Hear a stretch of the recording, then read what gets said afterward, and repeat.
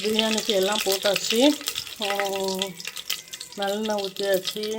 அடுத்து சோம்பு போட்டாச்சு, பட்டை போட்டாச்சு, கருவேப்பிலை போட்டுருக்கு, எல்லாம் போட்டாச்சு. அடுத்து நம்ம கட் பண்ணி வச்ச ஆனியன் இதையும் போட்டுக்கிறோம்.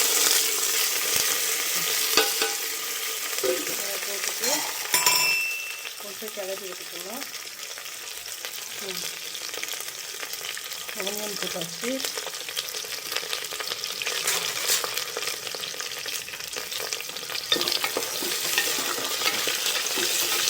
இது கொஞ்சம் ரொம்ப வதங்கணும் இல்லை, நமக்கு லைட்டாக வதங்கினா போதும் பிரியாணிக்கு. கொஞ்சம் போட்டுட்டு லைட்டாக வதங்கிட்டு கொஞ்சம் கூட்டி வச்சுக்கணும். ஓகேவா காய்? கூட்டி வச்சுட்டு கொஞ்சம் வதக்கிட்டு வதக்கினதுக்கப்புறம் நம்ம வந்து என்ன பண்ணுறோம், தக்காளி சேர்த்து நல்லா வதக்கிக்கிறோம்.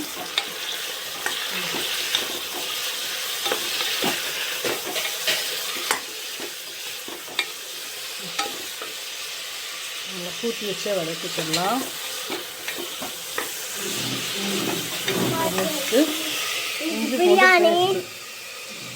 இஞ்சி பூண்டு பேஸ்ட்டு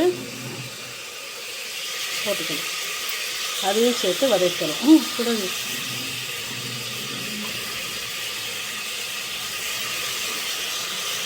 இஞ்சி பூண்டு பேஸ்ட் போட்டு அதையும் நல்லா வதக்கிக்கலாம்.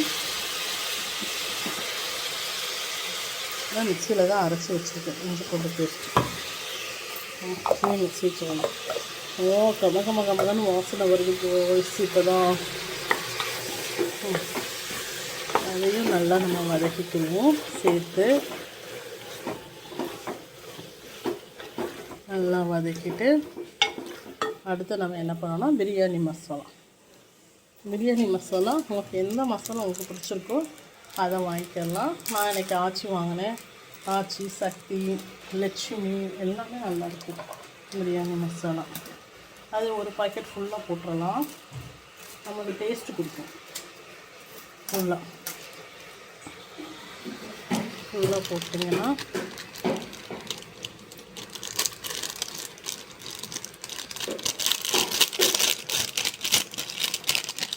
ஓகே, அவ்வளோதான்.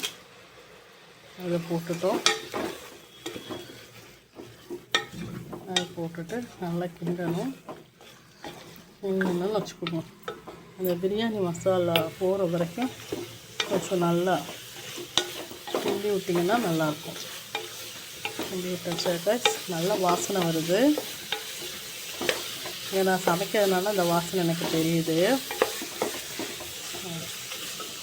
அடுத்து என்ன பண்ணுறோம், நம்ம வச்சுருந்த 1 கிலோ சிக்கன். ஓகேவா? அந்த சிக்கனை எடுத்து போடுறோம். போட்டுட்டு அதையே கிண்டி விட்டுக்கலாம். முதல்ல இந்த ஆயிலோடு பண்ணும்போது நமக்கு வந்து சிக்கனே நல்லா பீஸாக கட்டியாக நல்லா வரும் காய்ஸ். அதனால தான் இந்த பொடியோடையே சேர்த்து நம்ம என்ன பண்ணிடணும்னா கிண்டிடணும். நல்லா கிண்டிட்டு நான் வந்து 3 டம்ளர் அரிசி எடுத்துருக்கேன். 3 டம்ளருக்கு 6 டம்ளர் அரிசி போட்டோம்னா நம்மளுக்கு கரெக்டாக ஆகிடும். 6 டம்ளர் தண்ணி ஊற்றி 3 டம்ளர் அரிசிக்கு 6 டம்ளர் தண்ணி ஊற்றி நம்ம வந்து 3 விசில் வந்தோடனே எடுத்து வச்சிடலாம் ரைஸ். சூப்பராக இருக்கும். அவ்வளோதான், முடிஞ்சிடும். 10 நிமிஷத்தில் பிரியாணி ரெடி ஆயிடும். நம்ம குழம்பு வைக்கிறது வந்து கொஞ்சம் வேலைப்பாடு. ஏன்னா நம்ம தேங்காய் அரைக்கணும், வெங்காயம், தக்காளி எல்லாம் அரைச்சி வைக்கணும். அது நம்மளுக்கு கொஞ்சம் வேலைப்பாடு. ஆனால் பிரியாணி செய்கிறதுக்கு நமக்கு வேலைப்பாடு இல்லை. சீக்கிரமாக நம்ம செஞ்சிடலாம்.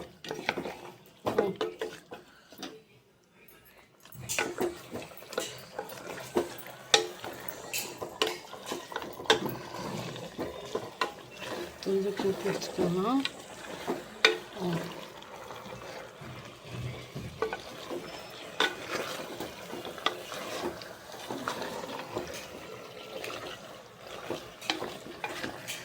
கூட்டி வச்சுட்டோம்னா பட்டில் வெந்துடும்.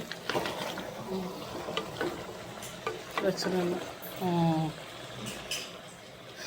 எப்படி இருக்குது பாய்ஸ்? எப்படி இருக்குன்னு சொல்லுங்கள். மேக்ஸிமம் சிக்கன் வந்து தோல் இல்லாமல் வாங்கிக்கோங்க, அதுதான் ஹெல்த்தி. தோலோட யாரும் வாங்கி சமைச்சு சாப்பிடாதீங்க, மேக்ஸிமம் தோல் இல்லாமல் வாங்கிக்கோங்க. பிரியாணி சிக்கன் வந்து தோல் இல்லாமல் வாங்கி சாப்பிட்றது தான் உடம்புக்கு வந்து ஹெல்த்தி பாய்ஸ்.